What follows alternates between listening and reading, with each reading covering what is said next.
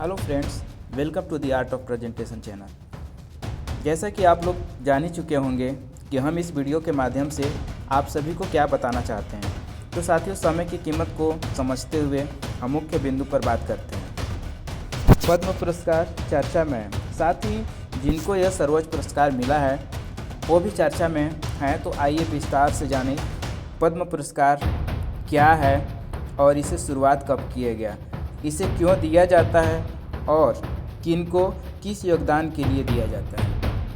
पद्म पुरस्कार भारत सरकार द्वारा दिया जाने वाला सर्वोच्च नागरिक पुरस्कारों में से एक है। यह पुरस्कार भारत रत्न के बाद दूसरे नंबर पे सर्वोच्च नागरिक पुरस्कारों में आता है। यह पुरस्कार वर्ष 1954 में प्रारंभ किए गए थे। वर्ष 1978, 1979 तथा 1993 से 1997 को छोड़ दें तो ये पुरस्कार प्रत्येक वर्ष गणतंत्र दिवस पर घोषित किए गए हैं। इसी कड़ी में भारत सरकार द्वारा 74वें गणतंत्र दिवस की पूर्व संध्या पर पद्म पुरस्कार 2023 की घोषणा की गई थी। राष्ट्रपति द्रौपदी मुर्मू ने इस वर्ष 106 पद्म पुरस्कार प्रस्तुति की घोषणा के लिए अपनी स्वीकृति दी है, जिसमें 3 अधिग्रहण मामले शामिल हैं। देश के सर्वोच्च नागरिक सम्मानों में से एक पद्म पुरस्कार 3 अलग अलग कैटेगरी में पद्म विभूषण, पद्म भूषण और पद्मश्री के रूप में दिए जाते हैं।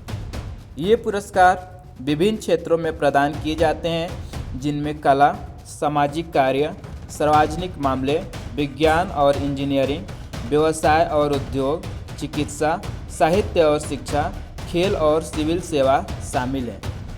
असाधारण और विशिष्ट सेवा योगदान के लिए पद्म विभूषण से सम्मानित किया जाता है और पद्म भूषण असाधारण मेधावी सेवा के लिए, वहीं पद्मश्री किसी भी क्षेत्र में असाधारण मेधावी सेवा के लिए प्रदान किया जाता है। ये पुरस्कार सामान्यतः मरणोपरांत प्रदान नहीं किए जाते हैं, लेकिन अत्यधिक पात्र मामलों में सरकार मरणोपरांत पुरस्कार प्रदान करने पर विचार कर सकती है, यदि प्रस्तावित व्यक्ति का निधन हाल ही में अर्थात उस वर्ष के गणतंत्र दिवस से 1 वर्ष पूर्व के अवधि के भीतर हुआ हो। पद्म पुरस्कार समिति का गठन प्रति वर्ष प्रधानमंत्री द्वारा किया जाता है। पद्म पुरस्कार के लिए सभी राज्य, संघ राज्य क्षेत्र सरकारों, भारत सरकार के मंत्रालयों, विभागों, भारत रत्न और पद्म विभूषण पुरस्कार प्राप्तकर्ताओं तथा उत्कृष्ट संस्थानों से हर वर्ष सिफारिशें आमंत्रित करना एक सामान्य प्रक्रिया है। इसके अलावा मंत्रियों, राज्य के मुख्यमंत्रियों, राज्यपालों, संसद सदस्यों तथा गैर सरकारी व्यक्तियों, निकायों आदि जैसे अन्य स्रोतों से प्राप्त सिफारिशों को भी पद्म पुरस्कार समिति के समक्ष रखा जाता है। एक वर्ष में प्रदान किए जाने वाले पुरस्कारों की कुल संख्या मरणोपरांत पुरस्कारों तथा विदेशियों को दिए जाने वाले पुरस्कारों को छोड़कर 120 से अधिक नहीं होनी चाहिए। पुरस्कारों की घोषणा प्रति वर्ष 26 जनवरी के अवसर पर की जाती है तथा यह सामान्यतः मार्च-अप्रैल माह में राष्ट्रपति भवन में आयोजित पुरस्कार समारोह में भारत के राष्ट्रपति द्वारा प्रदान किए जाते हैं। इस अलंकरण में राष्ट्रपति के हस्ताक्षर और मुहर से जारी की गई एक सनद, प्रमाण पत्र तथा तमगा यानी मेडल शामिल होता है। पुरस्कार प्राप्तकर्ताओं को तमगा यानी मेडल की एक प्रतिकृति भी प्रदान की जाती है, जिसे वे अपनी इच्छा अनुसार किसी भी समारोह में, राजकीय समारोह आदि में पहन सकते हैं। अब हम पद्म पुरस्कार 2023 विजेताओं के बारे में विस्तार से जानेंगे। आप सभी वीडियो के अंत तक बने रहें। यह जानकारी आपको विभिन्न प्रतियोगिता परीक्षाओं में भी उपयोगी साबित होगा। भारत रत्न के बाद भारत सरकार द्वारा सर्वोच्च नागरिक पुरस्कार पद्म विभूषण प्रदान किया जाता है। इस साल 2023 में 6 व्यक्तियों को इस पुरस्कार से सम्मानित किया गया है। तो आइए हम एक एक करके 6 व्यक्तियों को देखते हैं कि वो कौन है और किन कार्य क्षेत्रों में उनके योगदान के लिए ये पद्म विभूषण पुरस्कार से सम्मानित किया गया है। पहले नंबर पे समाजवादी पार्टी के संस्थापक मुलायम सिंह यादव को मरणोपरांत सार्वजनिक क्षेत्र में योगदान के लिए पद्म विभूषण पुरस्कार से सम्मानित किया गया है। उनकी तरफ से उनके बेटे अखिलेश यादव ने यह सम्मान लिया। मुलायम सिंह यादव का लंबी बीमारी के बाद पिछले साल 10 अक्टूबर को गुरुग्राम के मेदांता हॉस्पिटल में निधन हो गया था। मुलायम सिंह यादव 3 बार उत्तर प्रदेश के मुख्यमंत्री रहे हैं। वह पहली बार 5 दिसंबर 1989 में मुख्यमंत्री बने थे। 1996 से 1998 वह देश के रक्षा मंत्री का कार्यभार संभाले थे। 28 मई 2012 को लंदन में अंतर्राष्ट्रीय जूरी पुरस्कार से उन्हें सम्मानित किया गया। वह 8 बार विधानसभा सदस्य और 7 बार लोकसभा के सदस्य रह चुके थे। दूसरे नंबर पे बालकृष्ण दोषी को भारतीय वास्तुकला में महत्वपूर्ण योगदान के लिए भारत सरकार द्वारा मरणोपरांत पद्म विभूषण पुरस्कार से सम्मानित किया गया। बालकृष्ण दोषी को मई 2022 में रॉयल गोल्ड पदक से सम्मानित किया गया था। 2018 में उन्हें प्रित्जकर आर्किटेक्चर पुरस्कार से सम्मानित किया गया था। बालकृष्ण दोषी भारत सरकार की महत्वाकांक्षा प्रोजेक्ट सेंट्रल विस्टा के प्रमुख वास्तुकार थे। IIM अहमदाबाद का डिजाइन भी बालकृष्ण दोषी ने ही तैयार किया था। 1976 में पद्मश्री तथा 2020 में पद्म भूषण से भी भारत सरकार द्वारा उन्हें सम्मानित किया गया। तीसरे नंबर पे दिलीप महालनोबिस को मेडिसिन के क्षेत्र में मरणोपरांत पद्म विभूषण पुरस्कार से सम्मानित किया गया।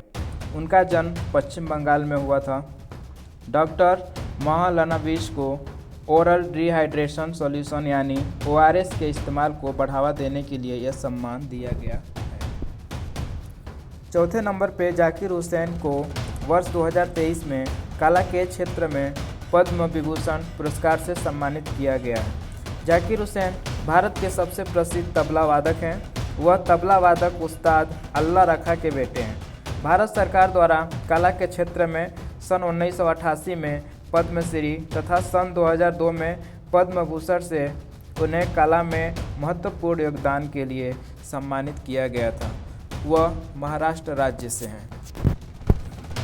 जाकिर हुसैन को 1992 और 2009 में संगीत का सबसे प्रतिष्ठित पुरस्कार ग्रैमी अवार्ड से भी सम्मानित किया गया है।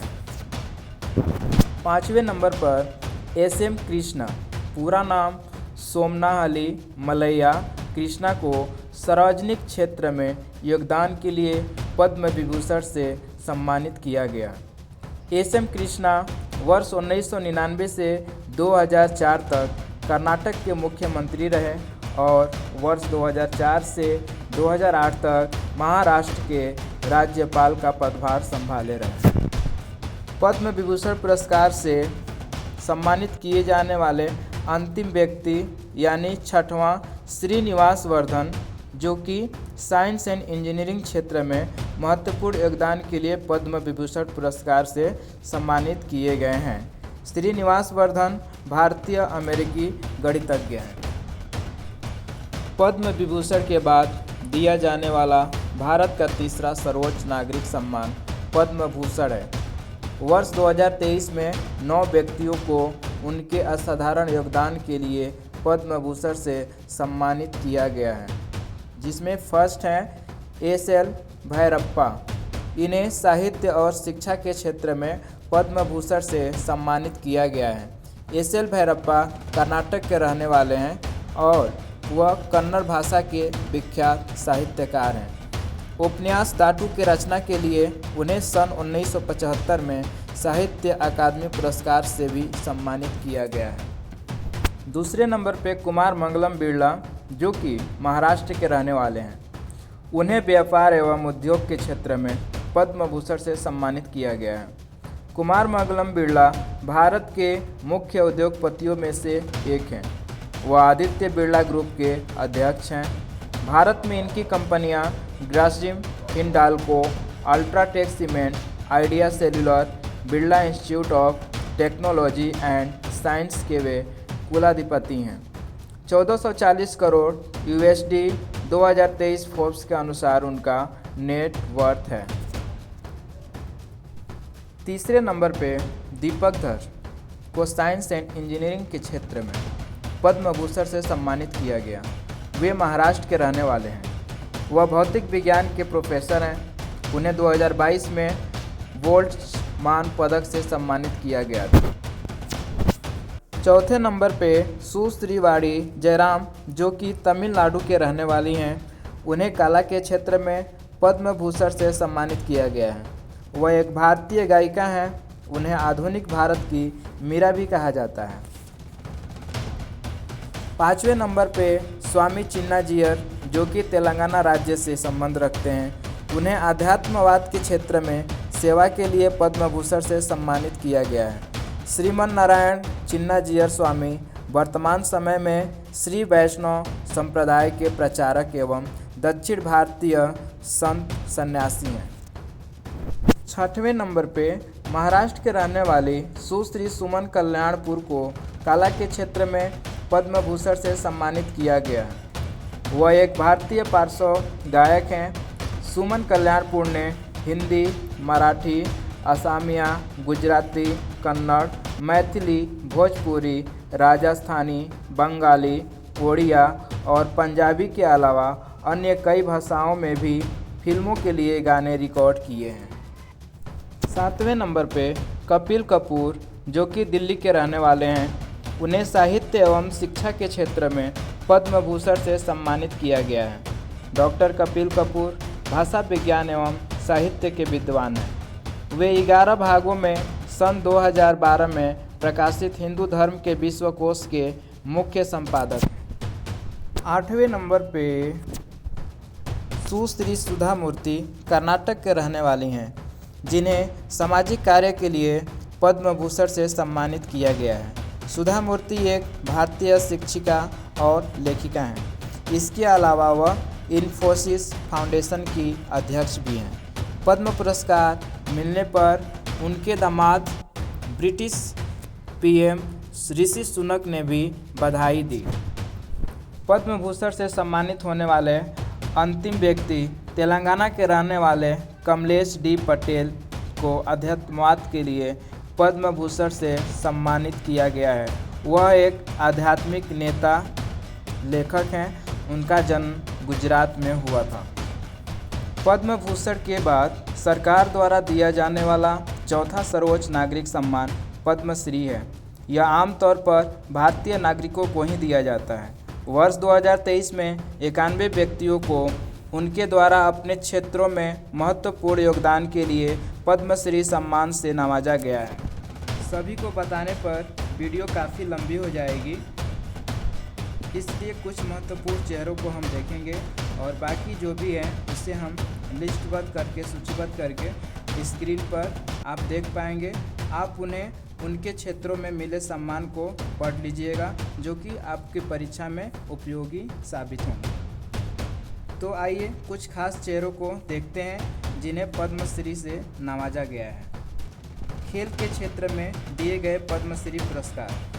पहले नंबर पर हैं एस.आर.डी. प्रसाद, जो कि केरल के हैं। उन्हें स्पोर्ट्स के क्षेत्र में पद्मश्री पुरस्कार से सम्मानित किया गया है। वह मार्शल आर्ट्स कलारीपयट्टू के प्रशिक्षक हैं। दूसरे नंबर पर के सानथोइबा शर्मा, जो कि मणिपुर के हैं। उन्हें स्पोर्ट्स क्षेत्र में पद्मश्री से सम्मानित किया गया है। वह मार्शल आर्ट्स यांता के कोच हैं। वहीं तीसरे नंबर पे गुरुचरण सिंह, जो कि दिल्ली के हैं। उन्हें भी स्पोर्ट्स क्षेत्र में पद्मश्री सम्मान से सम्मानित किया गया है। वह क्रिकेट कोच और पूर्व प्रथम श्रेणी के क्रिकेटर हैं। खेल के बाद अब अन्य क्षेत्र में प्राप्त पद्म पुरस्कार के बारे में देखेंगे। फर्स्ट में जोधैया बाई बैग, जो कि मध्य प्रदेश के हैं। उन्हें कला के क्षेत्र में पद्मश्री पुरस्कार से सम्मानित किया गया है। मध्य प्रदेश के उमरिया जिले के लोढ़ा गांव में रहने वाली जोधैया बाई 4 साल से भी ज़्यादा समय से आदिवासी पेंटिंग्स बना रही हैं। 2022 में उन्हें नारी शक्ति पुरस्कार से भी सम्मानित किया गया था। दूसरे नंबर पर अहमद हुसैन एवं मोहम्मद हुसैन, जो कि राजस्थान के रहने वाले हैं। इन्हें संयुक्त रूप से कला के क्षेत्र में पद्मश्री पुरस्कार से सम्मानित किया गया है। उस्ताद अहमद हुसैन और मोहम्मद हुसैन भारत के राजस्थान के जयपुर के दो भाई हैं जो क्लासिकी गज़ल गायकी करते हैं। तीसरे नंबर पर आनंद कुमार, जो कि बिहार के रहने वाले हैं। उन्हें साहित्य एवं शिक्षा के क्षेत्र में पद्मश्री पुरस्कार से सम्मानित किया गया है। आनंद कुमार एक भारतीय गणितज्ञ शिक्षाविद हैं। उन्हें प्रसिद्ध सुपर 30 कार्यक्रम के कारण मिली, जो कि उन्होंने पटना, बिहार में 2002 में प्रारंभ किया था, जिसके अंतर्गत आर्थिक रूप से पिछड़े छात्रों को IIT संयुक्त प्रवेश परीक्षा की तैयारी करवाया जाता है। 2018 के आंकड़ों के अनुसार उनके द्वारा प्रशिक्षित 480 में से 422 छात्र भारतीय प्रौद्योगिकी संस्थान यानी IIT के लिए चयनित हो चुके हैं। 2019 में उनके ऊपर सुपर 30 नामक फिल्म बनी थी, जिसमें आनंद कुमार की भूमिका में बॉलीवुड अभिनेता ऋतिक रोशन थे।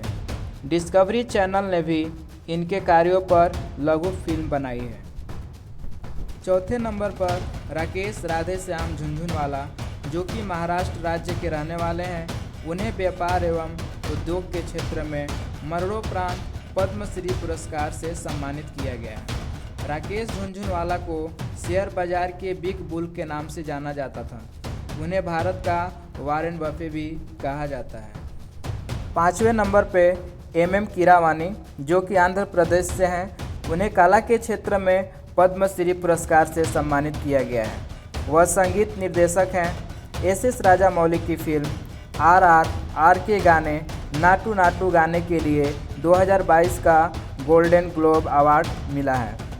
छठवें नंबर पे हीराबाई लोबी, जो कि गुजरात से हैं।